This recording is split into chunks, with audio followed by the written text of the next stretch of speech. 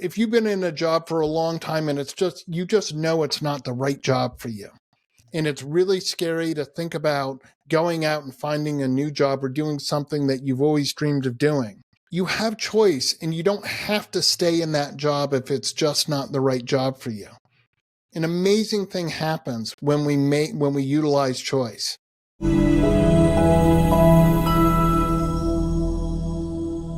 Welcome to Mirror Talk Civil Conversations. Today, we have the pleasure of speaking with an internationally acclaimed speaker, author, and licensed professional clinical counselor. Known as the God of Enthusiasm, Zander has inspired countless individuals to make epic choices that leads to epic lives. He's also the author of 3 impactful books, including his latest bestseller, Epic Begins with One Step Forward. Plan, achieve, and enjoy the journey. Today, we'll be diving deep into his philosophy, exploring how small choices create big transformations. Zander, welcome to the show. How are you doing? I'm doing great. I'm so excited to be here. Boy, this is fun. I love doing this. I'm so glad that you made out the time to be on this podcast episode. While introducing you, subconsciously I was thinking maybe I've mispronounced your name again, because I know I asked you before the show started, but I don't know if I did justice to the pronunciation of your name there. You did great. Oh, awesome! Thank you. So before we go into everything that you've done and everything that you do, I mean, I'm just looking forward to having a very deep conversation with you because of what you do, basically. Making those small choices that leads to our bigger lives, leads to the life that we want to live for ourselves. Yeah. But before we go into all of that, I would like to get to know you by playing a card. By playing a game of white cards, basically. Absolutely. So I explained already before we started recording. We have 3 stacks of cards. I'm going to pick a card from each level. We have 3 levels, and hopefully we'll be able to pick questions or cards that we get to let us know you better. Okay. Right. Are you ready? I am a little nervous, but I'm ready. I'm ready. I already picked the first card randomly while shuffling it while speaking with you. Okay. And the question says, what's something you did with pure kindness but didn't tell anyone?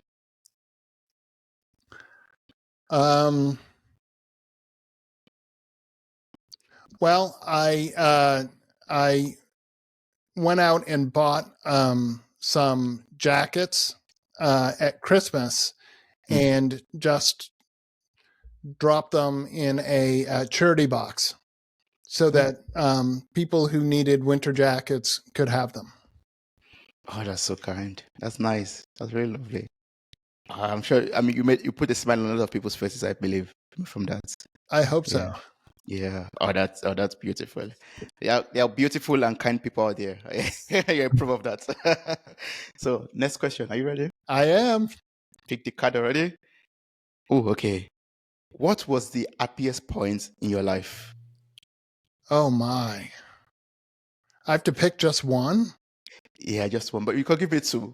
I mean, okay. Well, I guess what I'm going to say is the birth of my daughters. Oh, that's beautiful. How old are they, if I may ask? They are 18 and 20. Okay. Wow. What makes it? I'm asking follow-up questions already. That's fine. What makes those period in your life like the happiest moment of your life? Well, I mean, even though people explain it, when you first see your child, before that, I thought I knew what love was, but like when you see your child for the first time, you're like overwhelmed with this love, and then a little terror because you're like, oh my gosh, I'm responsible to keep this beautiful creature alive, and how am I going to do that? But I don't know, being a parent, like the love that you have for your child, like you just don't really know how deep that goes and how much you're willing to do for them. That literally take a bullet for them. Wow. Hope I don't have to take a bullet for them, but but there is that sort of that level of, like I'm all in. And I also knew that because I have 2 daughters, that it was gonna actually in my lifetime cost me a lot more money because, well, dads and daughters have special relationships. And let's face it, if my daughters go, Dad, I love you, I'm like, okay, what do you want? 4 horses? Okay, no problem. Like they're just so wrapped around their little fingers. Yeah. I believe daughters are like the sweetest things you could ever have because they know how to get into your heart and get whatever they want, I believe. Yeah, exactly. Yeah. Oh, I want to make you happy. Of course, Exactly. It doesn't matter how old they may be 35 and go, Dad, okay, what do you want? I mean, just, and I know it, and yet I still do it. So, Yes, yeah. But that's a beautiful thing in life, actually. I mean, what else will you spend your money on, if not on your daughters? exactly. Yeah. Awesome. Thanks so much for that. Are you ready for the last Alrighty. question? It's black. That Yeah, can't be good. it's getting deeper. I hope it's. I mean, you've answered a lot of deep questions already, so I guess this one will be easy for you. All right. And the question is: are you holding on to something you need to let go of? Am I holding on to something I need to let go of? I don't think so. I try and pay attention to when I feel like something's bothering me and figure that out. I mean, I guess that's part of my being a mental health professional is, I think, ooh, where's that coming from? So I don't believe I'm holding on to something. Oh yeah, that's good. Yeah. That's a healthy life. I mean, I think it's the goal for everyone to let go of everything and just live a free life of Try to. I mean, maybe I am, but I off the top of my head, I can't go, oh yeah, I'm really holding on to this. So oh yeah, that's awesome. And that's a wonderful segue to my question actually for you. I mean, the reason why I want us to speak on this episode, like I would like to know like your life journey up till, from when you were a little bit younger to this point in your life where you're able to let go of things and also you got the realization that, okay, this epic begins with one step forward and making small choices. What was that journey like for you? Was it like from birth already you knew, okay, I'm living a life of freedom, or was there like a transition for you? Did you experience like some life transformation? sure. So everything's got a story, and this is a good story. So I majored in history and psychology in college. Said I'm getting out. I'm going to be a mental health counselor. But I wasn't quite ready to go to graduate school, so I took a 22-year detour through the corporate world, and I did jobs that, if I'm honest, I had no business doing. I wasn't qualified to do, but because I believe in myself, I said, sure, I can do that. I was a software engineer. I spent most of my time doing technical instruction, teaching people how to use software. I was actually really good at it. But I did get hired on a Unix help desk on a fixed income trading floor of a financial institution. And I didn't know what Unix was. And if you don't know what it is, it's a very powerful operating system, but it's command line, meaning you have to type in exactly what you want the program to do. So it's like C:// the whole directory. Like, so it's if you know how to use it, it's really powerful. But if you don't know how to use it, it's really a lot of learning right up front. I had 6 weeks where I had no idea. I was looking in books and asking questions. I should not have been hired for that job because implicit in working on a help desk is I know it well enough to help other people. But I figured it out. I was able to help people, and I had a lot of fun learning that. I spent, as I said, most of my time doing teaching people how to use software for various software companies in the Boston area, and most of it in the San Francisco Bay Area. And I traveled around the world teaching people, and that was cool. But I found that, unfortunately, the instructors, the education department is last hired and first fired. So I got laid off a lot of times. And when I got laid off for the last time, I said, why am I teaching other people's stuff when I know what I'm passionate about and what I want to teach? So I started doing that. I started my own company. And within that, I've done a variety of things. It's sort of evolved as anyone's career does. And I started writing books. And that in and of itself is really interesting because I'm a talker, not a typer. And somehow I've written 3 books. Wow. And how do you do that? and if you asked me in college if I would write just one book, I'd be like, no, absolutely not. I really don't like writing, but I've had things to say and I figured out how I could write books. Then as I was talking about, one of the things I talk about is sibling loss and have written 2 books on that. And as I wanted to help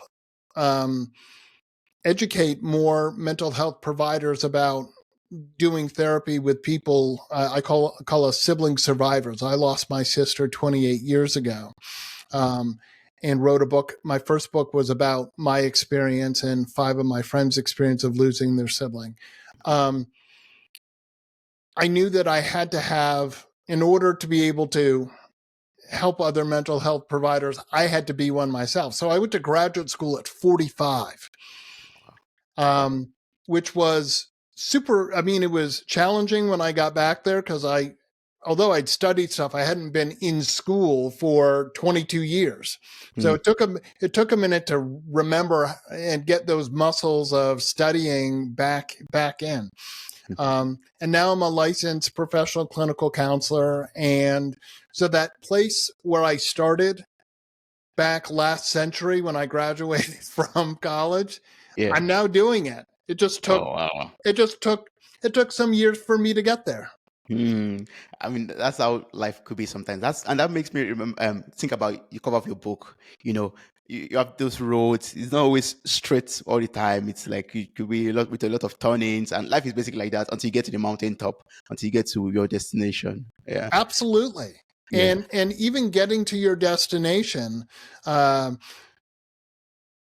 it's awesome. But there's that moment, or after you get there, where we inevitably say, now what? Right? This is great. I worked really hard to get here, but it doesn't just end. No. Yeah, no, the destination is in the journey itself. It is, and the destination's important. But it's sort of now you prove to yourself that you could do something, but what are you going to do with it? So I'll give an example. I've run half marathons and marathons in my life. And when I finished my first marathon, I was so excited, but I was sort of like, okay, now what? It wasn't like I wanted to go back and sit on the couch and go, all right, well, I did it, and now I don't have to do anything. Some people do that. They're like, I accomplished this, but I don't need to do anything more. But I was sort of like, okay, this is great. I've spent, 9 months getting myself physically and mentally prepared to run this. What am I going to do with it? And I think that happens to a lot of people. We set a goal and we get there. And maybe it's graduating from college or getting a certificate, but then you're like, now what do I do with this? And that's all part of that epic journey of you hit the destination, but the journey may not be over. Yes, that's true. You just keep on going. You keep on learning. I mean, you never stop learning or growing until you get into the grave, basically. Yeah. Absolutely.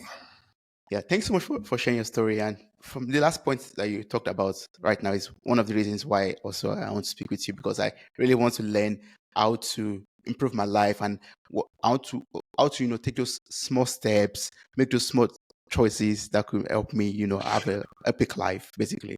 So absolutely. yeah. So I would like us to dive into your philosophy. Like, how can I start making small choices right now to create big transformation in my life?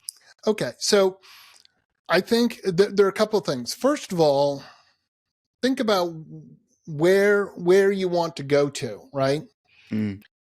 Just like when we get in the car, if we're going to the store, we know where we're going. You don't just get in your car or on your bicycle and just randomly start riding around, driving around and go, well, I hope I end up somewhere, right? Right? I mean, you can do it, but Yeah. you may be frustrated. You're like, wow, I really want to go to the food store, but I found myself at a shoe store.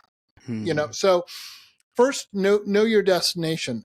The other thing is that for most of us, when we have some epic dream, oh, someday I'd like to write a book or run a marathon or travel to this place, we don't do anything about making it happen. I've been fortunate. I've been able to do some pretty epic things, like write books, things I never imagined I would do, but said, oh, I'd like to do it.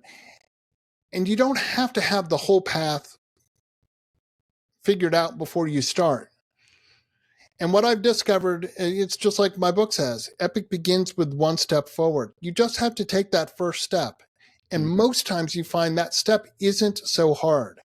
But another key is creating structure so that you have kind of a recipe of what you think the path is going to be or what steps you think you need to take. But just because you don't have all of the steps, so I'll take my marathon training, okay? I was fortunate. I joined Team in Training, which is the fundraising arm of the Leukemia and Lymphoma Society, and they handed me a training schedule. So it was great. I knew every day what I needed to do to prepare myself for the marathon. So that part, that was easy. But along the way, there were all kinds of things. Sometimes there were injuries. Sometimes I was sick, At that time, I had small children, and as much as I love my daughters, they were very sharing with all of the colds and flus and stuff that they would catch. They would share those with me. So maybe I got a flu and I couldn't run. So even though I had a roadmap, along the way, there were detours. There were things that didn't go as I expected. A few injuries, pulled muscles and stuff that you have to figure out, how am I going to continue? How does this slow down what I'm doing? But what's interesting is along the way, like I thought, how am I ever going to run 26.2 miles? That's a really, really long way. But I didn't have to worry about it. I just had to focus that today I needed to go run 3 miles. And then tomorrow I run 3 miles. And then Saturday I go run 8 miles. And I'm not trivializing how far each of those distances are, but it's more, it was all mapped out. So by the time I got to the marathon, I had taken a bunch of small steps that got me there, right?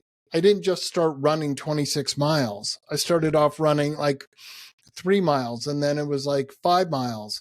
And then what seemed big, like 2 months ago, oh my gosh, I have to do an 8-mile run. 2 months later, I'm like, oh, I only have to do an 8-mile run. It's a light day, right? Yeah. And that's sort of the way that it is. If you think about your education, right? When you first learned how to write, it was so time consuming and hard for you to write an A and a B and a C, etc., right? That's true, yes. So let's say that was first grade or whatever, however they classified, grades when you grow up. But 2 or 3 years later, you didn't have to, it was much easier, right? And so if the teacher came in and, let's say you're in 4th grade and goes, you just need to write write the alphabet down. You'd be like, oh, well, that's really easy. Okay. I can do that really quick.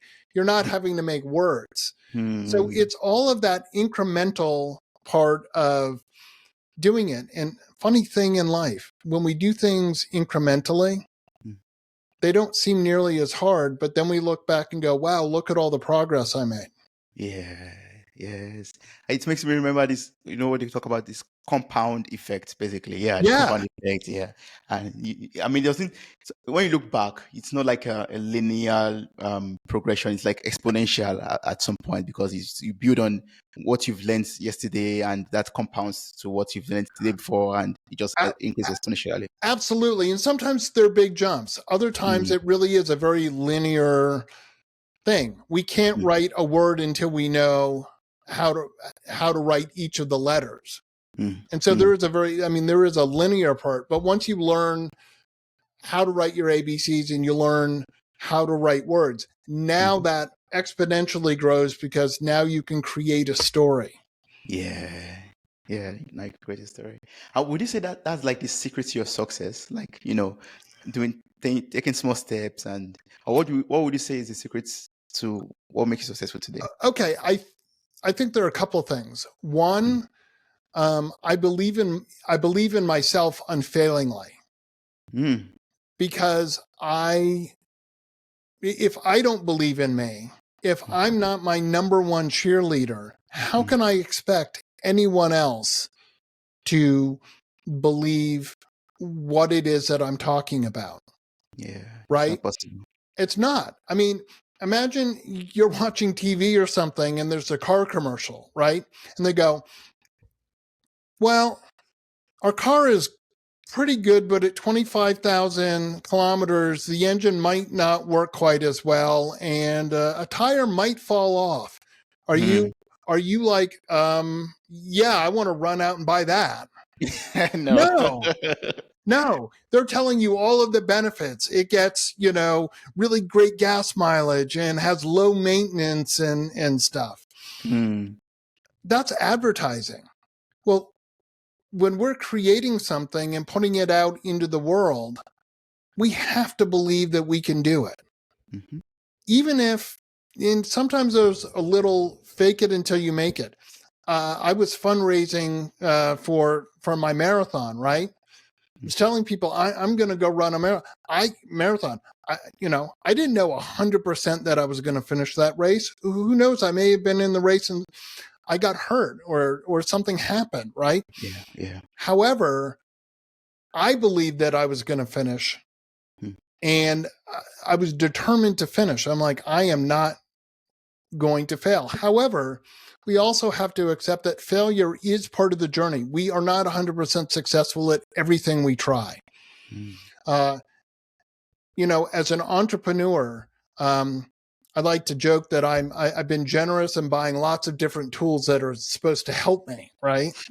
And it's not that they're bad tools, but they may not be the right tool for me.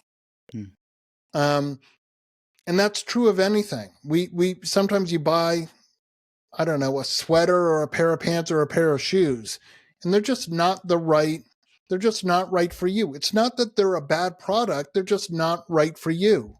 Yeah. A shoe, you may be like, oh, wow, looks like this shoe looks great, but maybe it's just not wide enough for your foot. It pinches your foot. So you're like, you wouldn't go, oh, that's a terribly made shoe. You're like, no, it's just not for me. It doesn't fit my foot right. And sometimes you don't know until you try it on, and that's failure, basically. Like trying the shoe on, it's not my size, it's not my type. And again, if we accept that none of us wants to fail, but we are going to do it. It is no one is perfect. As I say in my book, the only thing you'll fail 100% at are the things that you do not try. True. Yeah. Every failure is a means to learn. It's a means it to is. You learn, hey, that's not how to do that. Yes. I mean, there's a second part to this question. I think you've answered it already, but I'll just ask anyways. And that has to be, you're, as an entrepreneur, I wanted to learn from you. Like, I still want to learn from you. Like, how do you bounce back from roadblocks or from challenges in life? You talked about failure already, but sometimes you experience the fallback, or you experience the hitting rock bottom, and then you stay there, you accept the lessons. But how do you then bounce back? How do you get back on the road? Okay. like everything, there's a story. Ah, yes. Do Okay. we? I love stories. Okay. So, in order for me to get my license here in California, I needed 3,000 hours of internships. So that took a while for me to get. I finished up my hours to be able to then go take the licensing exam in February of 2020. I was all excited. I was going to take that licensing exam. I had all kinds of plans. Then in March, right about this time, March 5 years ago, we had a worldwide pandemic. I couldn't do anything. I couldn't go out and give speeches because no one was in the office, and we weren't supposed to leave our houses, right? Yeah. I think I heard about the pandemic here. I heard about And it. so I couldn't go take that licensing exam. All of the things that I had planned to do, I couldn't do. And while I was sitting on my couch trying to figure out what was going on, I had this epiphany. I was thinking about I was reflecting on my life and like kind of what I had done. And I was marveling at all of these epic accomplishments I had that I had been discounting. And I think all of us have done really incredible, epic things in our life, but we somehow poo-poo it. We don't give them the recognition they deserve, right? We all have things that we've struggled to achieve, and we've achieved them. And I realized that all of these epic journeys really did begin with one step forward. It was just me deciding that I wanted to try and do this. And what I realized was most of those first steps were not nearly as difficult as I anticipated. Our brains are incredible, but they also get in our way a lot of the times. I don't know about you, but I call it the committee. That's the voice or voices in your head that tell you, you're not going to be successful. This isn't going to work. No, I host a podcast too. Maybe it's like, no one's going to listen to my podcast. No, like any of these negative things. And so, with the pandemic, I was like I didn't have a choice. I wouldn't even call it a roadblock. It was just full on stop. It was a detour. I had to go in a different direction because I just couldn't move forward. And what an awesome detour I'm on. Still on it, and it's great. Yeah. But I also think it's human nature that we think of things in a very linear fashion. We like structure. Structure makes us feel comfortable, right? I know that when I was working in the corporate world, I drove to work the same way every day because I knew how to get there, and that's how I get there. And even though I have the capacity to entertain that there's more than one way to get to my destination, I rarely did it until I was forced to do it. One day I had to find a new way to get home because the freeway I wanted to go up, there was a big accident with a truck and it was closed. I didn't have a choice. So I had to find a detour. Turns out that detour took maybe 10 minutes longer, but was a lot more scenic and a lot more beautiful. So now I had a choice of where, how do I want to get home? I think I want to take the pretty way. It will take a little longer, but that's okay. I want the pretty. Oh, yeah, that's beautiful. Yeah. I mean, you don't get to discover new things if you don't try or if you don't, open yourself up for changes in your structure or changes in your way of Absolutely. life. But I want people to be gentle with themselves. We are a creature. We like structure, knowing how something is going to go is intrinsically, biologically makes us feel comfortable, right? Yes. Yeah, that's true. Wow. So, I mean, I would like to talk about your podcast already. It's also the title of your book, which is that, basically just titled Epic Begins One Step Forward. So I would like you to tell us a little bit about the podcast, the show, and how, I know it's from your book also, but how people out there could learn from it or benefit from it. Well, my whole idea of my podcast, and I actually just started a TV show by the same name. Very exciting. Yeah. Awesome. That's good. I now have a broadcast TV show. Imagine that. Wow. But all of that is highlighting the epic things that people have done. Maybe it's in business, maybe it's a personal journey. But I mean, my feeling is I'm a relentlessly positive person. There are some people who've said that I'm the god of enthusiasm. I'm really excited and I want, and that energy comes out, and I love speaking in front of people, and I love talking to people and sharing stories. And I think really I'm trying to bring some goodness into the world. I don't know about where you are, but certainly I turn on the news and there's lots of things that are not as positive. There's a fire here, there's a flood there, there's wall somewhere. Yeah. There's people getting fired, there's school shootings, there's like all of this stuff. And yes, it's important to know, but that leads us to believe that there's nothing good going on. And there's actually a lot of good. And in my book, I talk about this concept. I call it the 97-3 rule. And I'm a firm believer that most days, 97% of your day is good. And up to 3% is not as good. Yes, we all have days where we just have a really bad day and it's much higher. That's fine. But in general, we somehow only focus on that 3% and totally forget the 97. And when I was doing my internship, I was doing it. I was counseling middle school and high schoolers, and a lot of them, part of the challenge was academics. So to sort of demonstrate about what to focus on, I asked them what their least favorite subject is. So I'll ask you, Toby, what was your least favorite subject in school? Oh, I would say it has to be biology. Biology. Okay. Now, thinking about biology, if you got a 97 on a test, how would you feel?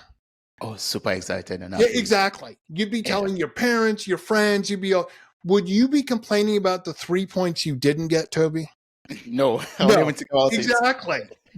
Exactly. You weren't like, well, I lost 3 points. Of course not. You're like, no, my God, I got a 97. And the way your face lit up, oh my God, I'd be so excited, right? Exactly. Yeah. We should be that excited about all the good things that are happening in our day. Look, not to sound sort of model in here, but I woke up this morning. That's a really good way to start your day. Not that I didn't think I'd wake up, but I woke up. That's great, right? Yes. Here I am. I get to be on your podcast. That is really good. Yeah. I should focus on that. Yes. I'm not going to forget the stuff that isn't so good, but I'm going to remind myself that there is so much more good. To just, if I can have one more moment to talk about, to help keep it in perspective. In baseball, we have a Hall of Fame, and you can make it into the Baseball Hall of Fame if you have a lifetime batting average of over 300. Okay. Now I'm not discounting how challenging that may be, but let's put it into real life. Let's say that you're doing activities between work and personal and family for 9 hours. And you could have a Hall of Fame day if you only got it right 3 hours out of that 9. 1/3 of the time you get it right and you have a Hall of Fame day. Oh, wow. Yeah. That's an achievement. I mean, seriously, if you're doing your job, you go, I just have to get 1/3 of it right. And I'm having a Hall of Fame day. That is not, I don't think that's a particularly high bar. No, no, it's not. Yeah. And that's awesome. I mean, I love this way of seeing things and seeing life. I believe that's what has shaped your life entirely, right? Having this positive mindset towards things, being enthusiastic, looking at things from the bright side, basically. Absolutely. Yeah. Look, again, there are bad things. We do have bad days. Sometimes we have a bad week or a bad month. But looking at not just the trees, but at the whole forest, most of it's actually our days are good. You know, we make it places on time. We're learning things. We're like, let's not forget that. It's not to ignore what isn't going right, because we can correct those things, but don't just focus on it. Yeah, don't focus on them. I mean, what you focus on grows. I learned of recent. Absolutely. Yeah. So focus on the good side of life. Yeah. Well, let me, digress a little bit. You talked Sure. on this already before we start before we start this question or this line of conversation. You talked about losing your sibling Yes. years ago, and that's the title of one of your books, which is titled "Making Lemonade." Yep. And I felt that it's very important for me to ask you this, because I know a lot of people out there are dealing with grief and also want to have positive mindset, but this kind of grief and loss that they've experienced in the past drags them into the dark side, basically. So I would just like you to shine some light on how we could focus on choosing positive pathways. Absolutely, and thank you for asking. So I lost my sister. I was 28. She was 30. And my younger sister was 25. And there were things I thought I'd deal with in my life, but she happened to be murdered. And that was not one of the things that I thought I would deal with in my life. And yet there I was. What I like to say is focus on the rainbow. I focus on the rainbow that was my sister Lucy's life, not just the dot at the end. I'm aware every single day that she's not here. But I choose to look at and celebrate how great her life was and the things that she did. And myself and my family do things to celebrate Lucy's rainbow and support organizations that are doing really cool things. We have a family foundation that we started in my sister's memory. And I can tell you, Toby, it feels so much better to do positive things in memory of Lucy than just focus on the fact that she died. Because I can't change that, but what I can do is do good things, and feels so much better, so that when you do experience the grief, and it's not that I'm not sad, I absolutely, some days are harder than others. I will never get over losing Lucy. I'm working my way through it, some days better than others. But I think if we remember the good, but also let us not canonize the dead, right? My sister was an awesome person, but there were times where she wasn't a particularly nice person to me.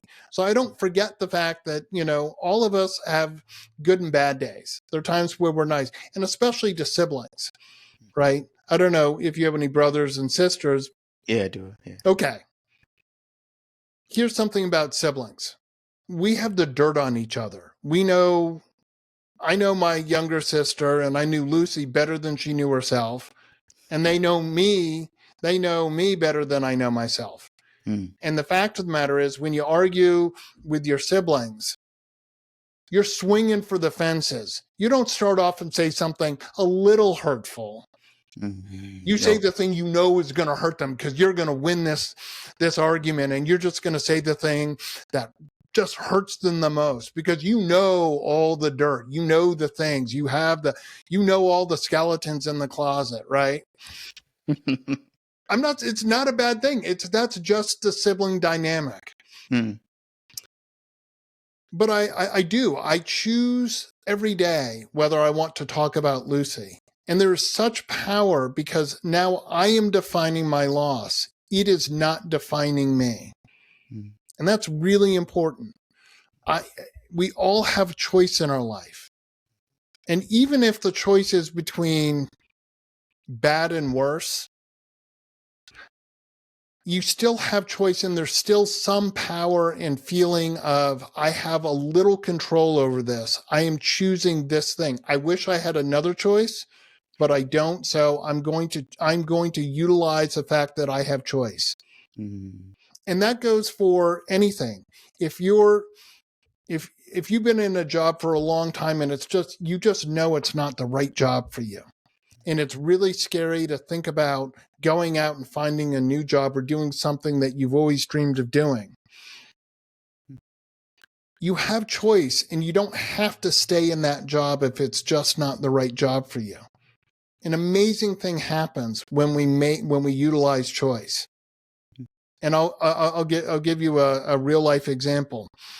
In July of 1999, in a 1 week period, 7 days, my car got rear-ended and totaled. I got fired from my job, and I broke up with my then fiance. That's 7 days. That's a bad week in anyone's. There's very little 97 in that. Okay. Very little. However, I was living in Boston at the time, but I had lived in San Francisco for a couple of years right after college. All of my friends from college were there. Every time I went back, I truly felt my heart was in San Francisco. So I made the decision to move back to San Francisco. 8 days later, I set myself up on a blind date, and I ended up marrying that woman. Even as scary as it was, I knew I needed to make that decision. And you were talking about roadblocks and stuff like that earlier, about what do you do when you have roadblocks? I think a lot of the roadblocks that we have in our life are actually a mirage. We put them up in front of ourselves because they aren't there. Oh, I can't move back to San Francisco because I'd already driven across the country a couple of times. Like, I don't want to drive across the country. I've got a good job. I've got this relationship. I'm engaged to this person, but I think both of us were pretty aware that we really shouldn't get married, right? But what am I going to do, right? Well, life came along and took literally in 7 days, took all of that away. I didn't have an excuse. I'm like, I'm going to San Francisco. And it's worked out pretty darn good for me. Yeah, that's awesome.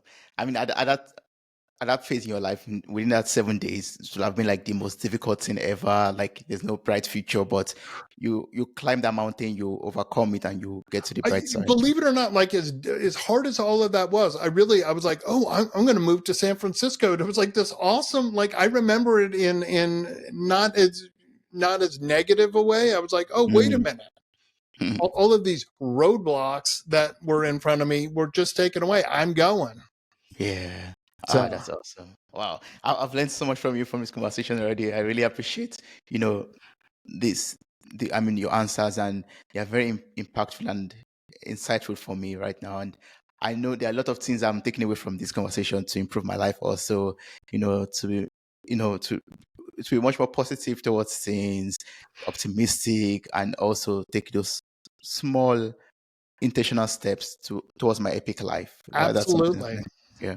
But if there's still one epic message that you want every listener to go home with from this conversation, what would that be?